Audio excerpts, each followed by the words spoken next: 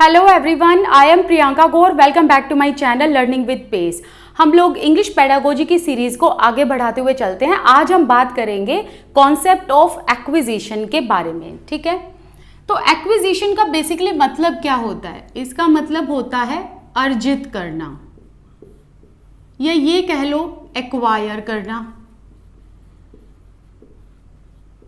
ठीक है, अगर आपसे ये पूछा जाए कि एक्विजिशन ऑफ लैंग्वेज क्या होता है, तो आप यही कहोगे कि लैंग्वेज को एक्वायर करना, बेसिकली लैंग्वेज को अर्जित करना, है ना।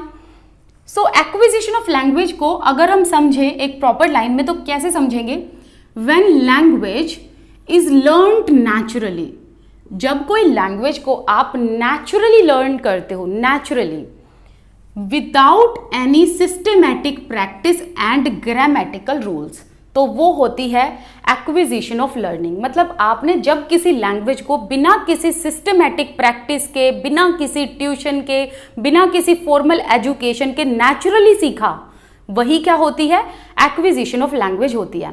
For example your mother tongue, आप अपनी मदर टंग के लिए क्या आपने ट्यूशन देकर फीस भर के तब आपने अपनी ये मदर टंग सीखी है? नहीं ना। ना ही आपने अपने पेरेंट्स को बोला कि मम्मी पापा आओ और मुझे 1 घंटा दो, मुझे अपनी मदर टंग सीखनी है। नहीं ना, आपने अपनी मदर टंग को नेचुरली सीखा उस एनवायरमेंट में।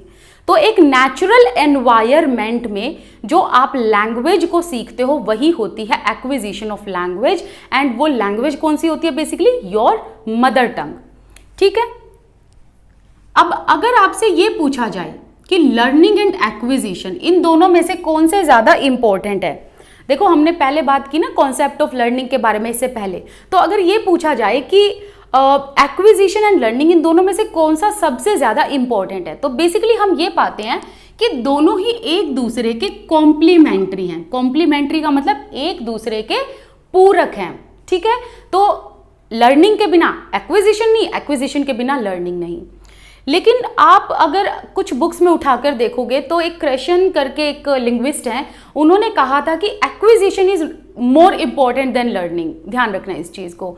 ठीक है, लेकिन बेसिकली अगर हम बात करें तो हम जनरल पॉइंट ऑफ व्यू से बात करें तो लर्निंग एंड एक्विजिशन दोनों ही एक दूसरे के कॉम्प्लीमेंट्री हैं। तो जब हम कॉम्प्लीमेंट्री वर्ड यूज करते हैं दैट मीन्स कि दोनों ही नेसेसरी हैं हमारे लिए। ठीक है, इसको तो हम घर में सीख लेते हैं, मतलब एक्विजिशन ऑफ लैंग्वेज बेसिकली आप अपने घर के एनवायरनमेंट में नेचुरली सीख लेते हो इनफॉर्मल तरीके से। एंड अगर आप लर्निंग की बात करो तो आप जैसे अगर इंग्लिश सीखना चाहते हो, फ्रेंच सीखना चाहते हो, स्पेनिश सीखना चाहते हो, ये सारी चीज़ें जो है ये है सेकेंड लैंग्वेज। इनको आप कैसे सीख सकते हो? बेसिकली आप इनको सीख सकते हो एक ट्रेनिंग के थ्रू, एक प्रॉपर स्कूल या फॉर्मल एजुकेशन के थ्रू। सो यही एक डिफरेंस है, but basically both are complementary.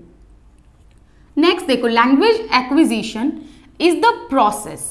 अब यहां पर प्रोसेस आया, मैंने आपको पहले भी बताया था, प्रोसेस का मतलब जो कभी एंड नहीं होता, बेसिकली जो चलता रहता है। तो language acquisition is the process by which human acquire the capacity to perceive and comprehend.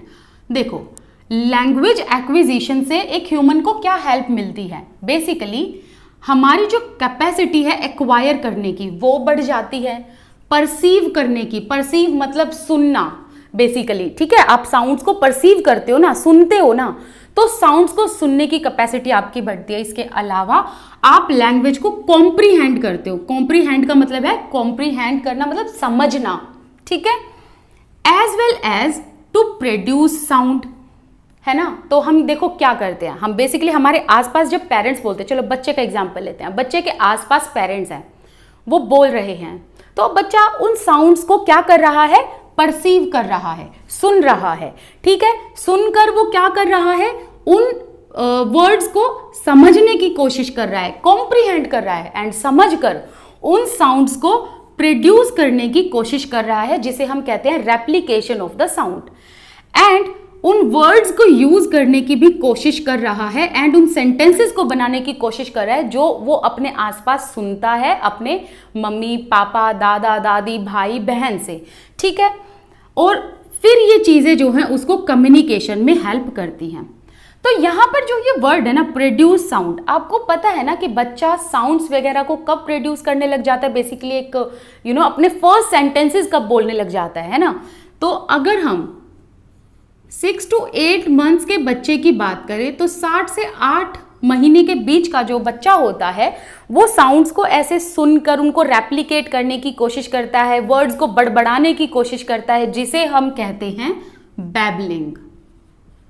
तो बच्चे की जो बैबलिंग होती है ना, बेसिकली ये क्या है पता है?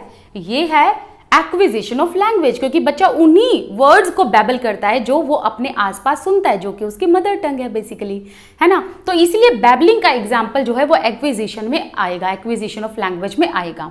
अब यहीं से ना एक क्वेश्चन पूछा जा चुका है सीटेट 2013 में। तो क्वेश्चन क्या था? When children first starts to speak in sentences, जब बच्चे स्टार्टिंग में धीरे धीरे बोलने लग जाते हैं, देयर स्पीच में बी डिस्क्राइब्ड एज, आप उनकी स्पीच को क्या बोलोगे? ठीक है, तो जब बच्चे बोलने लग जाते हैं सेंटेंसेस में, छोटे छोटे सेंटेंसेस में, नोट सेंटेंसेस अगर वो बड़बड़ाने भी लगते हैं बेसिकली, तो आप उनकी स्पीच को क्या कहोगे? मल्टीलिंगुअल कहोगे, बैबलिंग कहोगे, एक्सेप्शनली कहोगे, या टेलीग्राफिक कहोगे? अब आप सोच के देखो, आंसर दो। इजी सा क्वेश्चन है, इसका आंसर होगा बैबलिंग, है ना।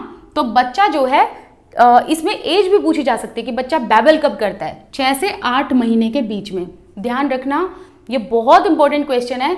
जैसे जैसे मैं अगर किसी को इंपॉर्टेंट बताऊँ, वहाँ छोटे से स्टार लगा लिया करो, ठीक है। तो ये वाला क्वेश्चन जो है ये इंपॉर्टेंट है बेसिकली, और देखो हमने कहाँ से क्वेश्चन को डिराइव किया। अब ये भी इसमें इंपॉर्टेंट है, कई बार ये क्वेश्चन आ जाता है कि बैबलिंग बच्चा कब करता है, या ये क्वेश्चन आ जाएगा कि 6 से 8 महीने के बीच में बच्चा भाषा जब बोलता है तो उस स्पीच को आप क्या बोलोगे? Basically that is babbling, okay. लेकिन एक क्वेश्चन इसमें और जोड़ देते हैं, ठीक है। इस टाइम पर कोई वोकैबुलरी नहीं होती है बच्चे की, नो वोकैबुलरी, ठीक है। ये भी बहुत इंपॉर्टेंट है, इस पे भी स्टार लगा लेना। इसके बारे में हम बात करेंगे, डोंट वरी। कहा है ना कि इंग्लिश पेडागोजी को बहुत अच्छे से कंप्लीट करेंगे, तो धीरे धीरे सारी चीजें मैं कराती जाऊंगी। नेक्स्ट देखो, फर्स्ट लैंग्वेज एक्विजिशन। ओके, यहां पर देखो इस लाइन का मतलब क्या है। ये जो ऊपर लाइन हमने पढ़ी ना कि बच्चा जो है साउंड्स को सुनता है, परसीव करता है, कॉम्प्रिहेंड करता है, फिर साउंड्स को रेप्लिकेट करने की कोशिश करता है। तो बेसिकली जो ये एक्विजिशन ऑफ लैंग्वेज है ना, इसको हम कहते हैं फर्स्ट लैंग्वेज एक्विजिशन। लेकिन इसे हम फर्स्ट लैंग्वेज एक्विजिशन क्यों कहते हैं? क्योंकि बच्चा जो है ना, चिल्ड्रन जो है यहाँ पर, they are acquiring the native language, वो अपनी नेटिव लैंग्वेज को एक्वायर कर रहे हैं naturally rather than second language. मतलब सेकंड लैंग्वेज की बजाय वो क्या कर रहे हैं, वो लैंग्वेज को एक्वायर कर रहे हैं जो उसके घर पे बोली जाती है, right. Now the capacity to acquire and use language is a key aspect to distinguish human from animals. ये तो सभी को ही पता है, राइट, कि हम ह्यूमन बींग्स जो हैं वो एनिमल से किस तरीके से डिफरेंट है, बहुत सारे तरीके से, जिसमें से एक जो डिफरेंस है वो है लैंग्वेज।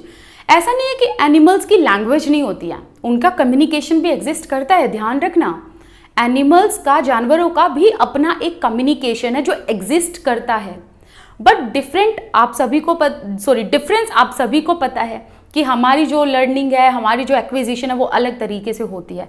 सो बेसिकली जो हमारा ये acquisition and learning of language है ना, ये हमें अलग करता है एनिमल से। एंड आप लोगों को एक बात और मैं बता दूं कि language and learning of acquisition of language and learning of language, इससे होता क्या है, हमारी जो सोसाइटी में ये डाइवर्स आपको कल्चर देखने को मिल रहे हैं, ये इसी की वजह से एग्जिस्ट करते हैं, because of the acquisition and learning. ठीक है, जो आप कल्चर देखते हो ना, अलग अलग कल्चर अपनी सोसाइटी में, वो एग्जिस्ट करते हैं due to acquisition and learning. ठीक है, नेक्स्ट, ये तो मैंने आप लोगों को लास्ट वीडियो में ही बता दिया था, लास्ट टू लास्ट वीडियो में, बेसिकली फर्स्ट वीडियो में, कि अगर हम एक्विजिशन की बात करें और एक्विजिशन ऑफ लैंग्वेज बोल लो, अगर आप किसी लैंग्वेज को जब एक्वायर कर रहे हो जो आपके घर पे बोली जाती है, तो उसके लिए आपको ना किसी आर्टिफिशियल एनवायरनमेंट की ज़रूरत नहीं होगी, आपको कोई ग्रामेटिकल रूल्स सीखने की ज़रूरत नहीं है।